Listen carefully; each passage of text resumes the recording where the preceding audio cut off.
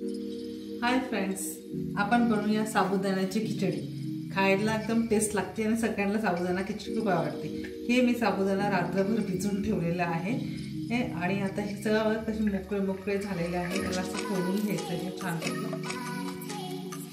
त्याच्यात मी 3 आलू घेतलेले बॉईल करून आणि शेंगदाण्याचं कूट करून घेतलेलं आहे आणि मी हिरव्या मिरच्या वरतून टाकणार आहे कापून।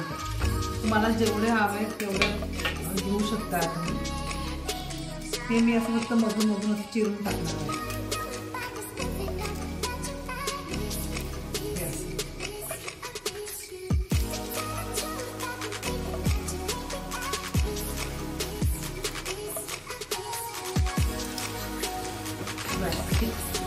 सॉल्ट लागणार आहे आपल्याला, मीठ टेस्ट अनुसार। चला तर बनवूया आपण साबुदाण्याची खिचडी। कढाई चांगली तापलेली आहे।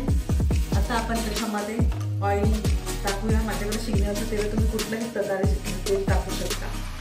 2 ते 3 चमच आपण टाकून दिलेले आहे। बटाट्याला सोलून त्याचं मॅश करून थोडेसे चुरा करून टाकायचे आहे। तेलामध्ये चांगले परतायचे आहे।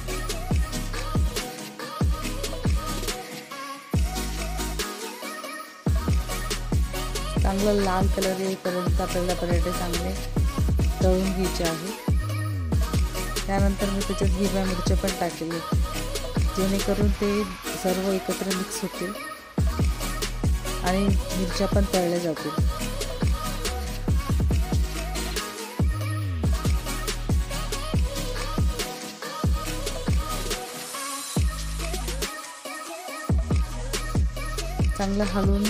चांगलं हलवत परतायचे आहे, जेणेकरून कढईला चिपकला नाही पाहिजे बटाटे।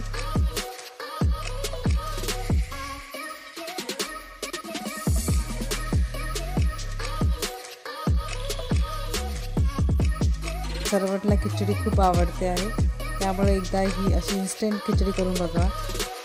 मी शेंगदाण्याचा भाजून न घेता, रोस्ट न करून घेता डायरेक्टली ग्राइंड केलेले आहे मिक्सरमध्ये। तुम्ही भाजून ग्राइंड करू शकता शेंगदाणे, पण मी इन्स्टंट बनवते आहे, त्यामुळे मी रोस्ट नाही करून घेता डायरेक्टली त्याचा चुरा करून घेतला आहे शेंगदाण्याचा।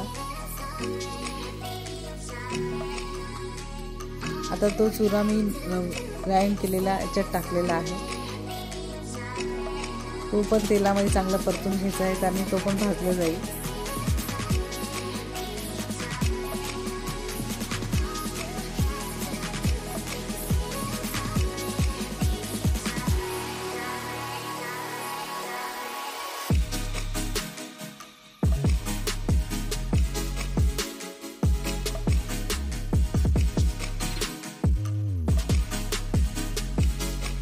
त्याच्यामध्ये नमक किंवा सॉल्ट तुम्ही म्हणता ते त्याच्यात टाकायचं आहे, अर्धा टीस्पून।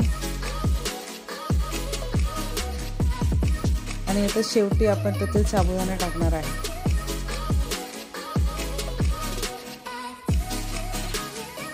चांगलं एक जीव होईपर्यंत मस्त परतून घ्यायचे आहे।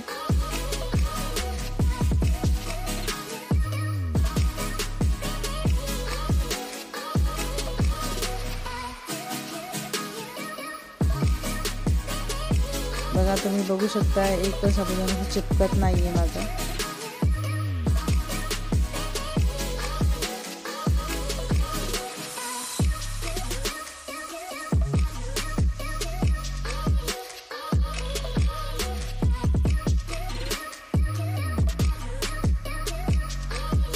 खूप टेस्टी झाली। त्याच्यावर तुम्ही कोथिंबीर पण टाकू शकता, जे करून कोणी खात असतील, जे उपासाला त्याला चालत असेल ते वरतून कोथिंबीर टाकू शकते। मला कोथिंबीर नाही पाहिजे आहे म्हणून मी ती कोथिंबीर टाकलेली नाही।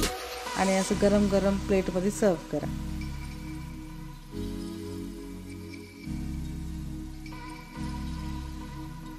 साबुदाणा खिचडी रेडी आहे।